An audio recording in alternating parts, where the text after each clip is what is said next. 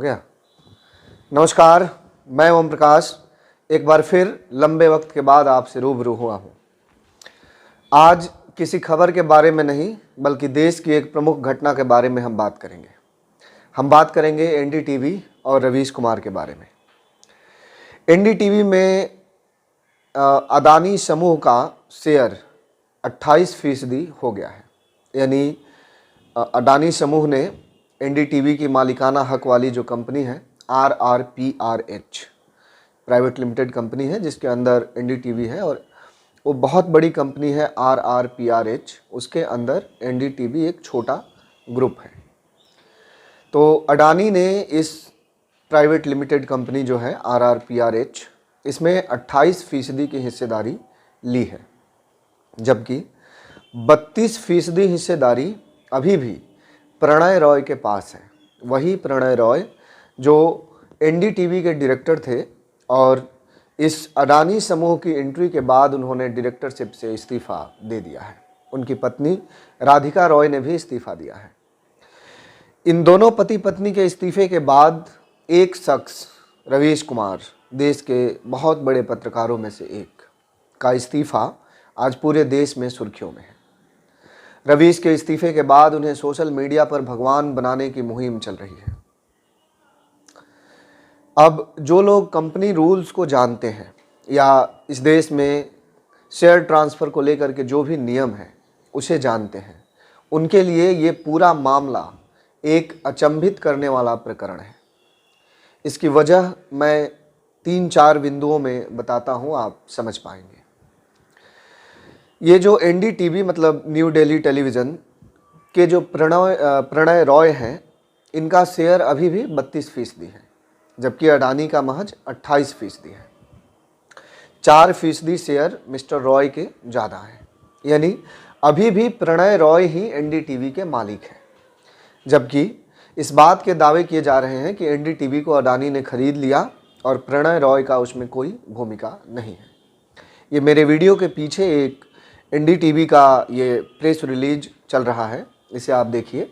इसमें स्पष्ट बताया गया है कि किसका कितना शेयर अभी भी है। दूसरी बात रवीश कुमार की है।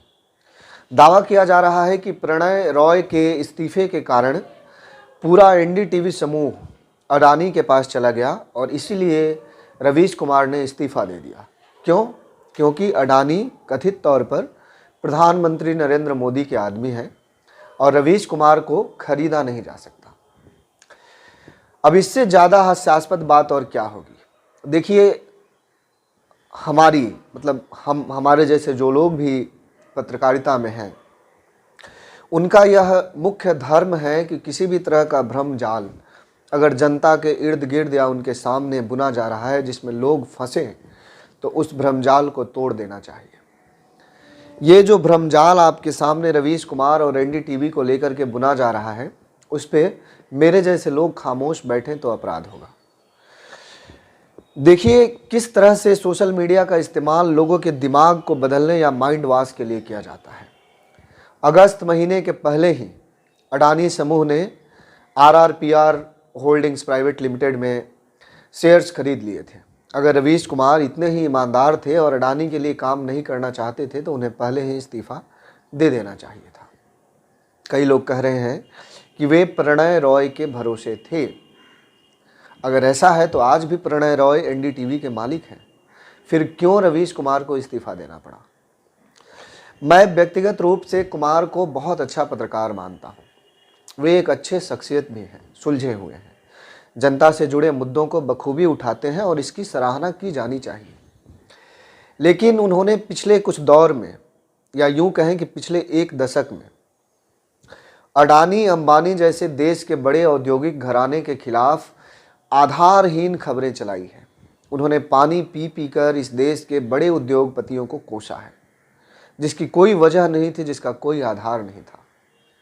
अब वही अडानी समूह जब एनडीटीवी में एंट्री कर गया तो मुझे लगता है कि शायद वो खुद से नज़र नहीं मिला पा रहे होंगे। रवीश कुमार अगर वक्त में पीछे झांक कर देखें तो सिर्फ प्रधानमंत्री नरेंद्र मोदी का साथी कहकर अडानी के खिलाफ उन्होंने जो खबरें चलाई उसका कोई आधार उनको नहीं दिख रहा होगा। अभी हाल ही में एक वीडियो सामने आया था जिसमें अडानी समूह के जो मालिक हैं गौतम अडानी, वे राजस्थान के मुख्यमंत्री अशोक गहलोत के साथ मंच पर थे और दोनों में काफ़ी मधुरता से बात हो रही थी। इसके पहले मनमोहन सिंह की सरकार में भी रिलायंस इंडस्ट्रीज के चेयरमैन हो या अडानी समूह के मालिक हो, सारे लोग प्रधानमंत्री से लेकर कांग्रेस के बड़े नेताओं के साथ नजर आते रहे हैं।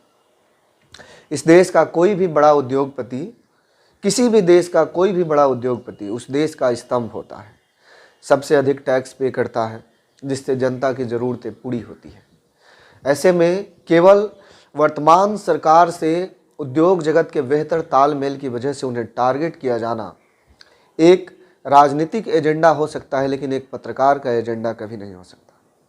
रवीश कुमार ने इसे अपना एजेंडा बना लिया था, जो मेरी समझ से कभी भी जायज़ नहीं हो सकता। कुमार अगर वाकई में अडानी समूह के आने से दुखी थे और उन्हें लगता था कि इस समूह की एंट्री के बाद उनकी कथित, मैं सवालिया निशान लगाऊंगा, उनकी जो कथित ईमानदार पत्रकारिता है उस पर रोक लग जाती या उसमें टोका टोकी होती। अगर वाकई में ऐसा होता तो उन्हें संस्थान में बने रहना चाहिए था, और अगर उनके काम में मान लीजिए केंद्र सरकार के खिलाफ उन्होंने कोई खबर चलाई या कोई स्पेशल स्टोरी या स्पेशल रिपोर्ट दिखाई, उसमें अगर टोका टोकी होती तो उसे उजागर करते, न कि भाग खड़े होते। कुमार आज YouTube पे आ चुके हैं। जो लोग ये वीडियो देख रहे हैं, जो कई लोगों के YouTube चैनल्स देखते हैं, उन्हें शायद ही इस बात की जानकारी हो कि YouTube एक बहुत बड़ा मंच है, किसी भी मीडिया हाउस से बहुत बड़ा मंच। और रवीश कुमार जैसे बड़े पत्रकार, जिनके मिलियंस में फॉलोअर्स चंद सेकंड में हो सकते हैं, उनके लिए एक बहुत बड़ा मौका है। कुमार ने अपने पूरे जीवन में जिस सैलरी की कल्पना नहीं की होगी, उससे कई गुना ज़्यादा मिलियंस फॉलोअर्स की मदद से वह हर महीने YouTube पे कमा सकते हैं। इसीलिए 2 दिन पहले उन्होंने काफ़ी भावुक वीडियो रिकॉर्ड किया। उन्होंने कहा कि एक पक्षी का घोंसला नहीं दिख रहा क्योंकि उसे कोई और ले गया है। उस पक्षी के पास खुले आसमान में उड़ने का विकल्प है तब तक जब तक कि वह थक न जाए। पत्रकारिता का स्वर्ण युग कभी नहीं था, लेकिन ऐसा भस्म युग भी नहीं था। ऐसे कई बड़े बड़े शब्दों में समेट कर बातें उन्होंने की हैं, कई लोग करते हैं। ये सिर्फ भावनाओं से खेल है। कुमार एक अच्छे पत्रकार हैं, इसमें कोई दो राय नहीं, लेकिन इतने भी अच्छे नहीं हैं कि जन भावनाओं का सौदा करने लगे। प्रणय रॉय का इस्तीफा NDTV से सिर्फ और सिर्फ संवैधानिक नियमों के अधीन है। वह फिर डायरेक्टरशिप में आएंगे, नई डायरेक्टरशिप गठित होगी। अडानी समूह चूंकि इसमें एंट्री की है तो उनके भी डायरेक्टर होंगे, और डायरेक्टरों का एक नया पैनल गठित होगा जिसमें हर हाल में प्रणय रॉय होंगे। उनकी शेयरिंग 32% है, अडानी से 4% ज़्यादा। अगर वो 4% शेयर अडानी को बेचे तो बड़ी कीमत में बिकेगा, किसी और को भी बेचे तो भी बड़ी कीमत में बिकेगा। पक्के विशुद्ध कारोबारी हैं प्रणय रॉय।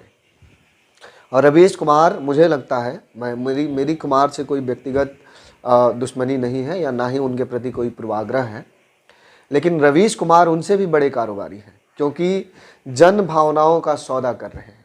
उन्हें YouTube पे आना है, अपना चैनल चलाना है, उससे बड़ी आय भी होगी। और यकीन मानिए, जो प्राइम टाइम का शो वो NDTV पे करते थे रात को 9 बजे, उससे भी ज़्यादा पॉपुलर YouTube पे होंगे और हो सकते हैं। इसका विकल्प है, इसे वह भली भांति समझते हैं। मीडिया में 26 सालों की नौकरी के बाद वह ये बात तो समझ ही चुके हैं कि तकनीक का हाथ पकड़कर तेज़ी से विकसित होती दुनिया के साथ कदम ताल करना कैसे संभव है। और इसके लिए एक बड़े पत्रकार के लिए YouTube बड़ा मंच है। रवीश कुमार को ये मौका समझ में आया है और केवल अडानी के कंधों पर बंदूक रख के अपने कैरियर की नई शुरुआत करना चाहते हैं। उन्हें मुबारक हो, वो और अधिक पॉपुलर होंगे, ज़्यादा पैसे भी कमाएंगे। लेकिन मैं आज आपसे रूबरू सिर्फ इसलिए हूँ कि ऐसे लोग या ऐसा जो भ्रमजाल आपके सामने बुना जाता है, एक इंसान को भगवान या एक पत्रकार को भगवान बनाने की जो मुहिम होती है, उसमें मत फंसिए। बिना सोचे, बिना समझे, बिना जाने किसी भी भ्रमजाल में फंसने की ज़रूरत नहीं। ये केवल एक दिखावा है। रवीश कुमार के लिए एक नई शुरुआत है। वो एक ऐसे धड़े को साथ लेकर चल रहे हैं जो सरकार के खिलाफ है। वो जानते हैं कि उस धड़े को अपने पीछे किस तरह से भेड़ चाल में चलाना है। भेड़ कैसे चलते हैं शायद आपने देखा होगा, जो लोग गांव के हैं। एक भेड़ आगे चलता है सिर ऊपर करके, और उसके पीछे हजारों भेड़ सिर नीचे करके चलते हैं। अगर सामने वाला गड्ढे में गिर जाए तो सारे भेड़ उनके ऊपर गिर जाते हैं। उसी को भेड़ चाल कहते हैं हिंदी में। तो रवीश कुमार हो या कोई भी हो, वो एक धड़े को लेकर चलने वाले लोग हैं। इसी से उनकी रोजी रोटी चलती है, इसी से वो गाइडेड है। उसमें आप ना फंसे। इस देश की 65% आबादी युवा है जो मोबाइल इस्तेमाल करती है, स्मार्ट है। इंटरनेट का ज़माना है, आप हर चीज़ को मोबाइल पे ढूंढ कर समझ सकते हैं। तो किसी भी भ्रमजाल में न फंसे, खासकर एनडीटीवी और रवीश कुमार जैसे लोगों की। बाकी उनको करियर की मुबारकबाद।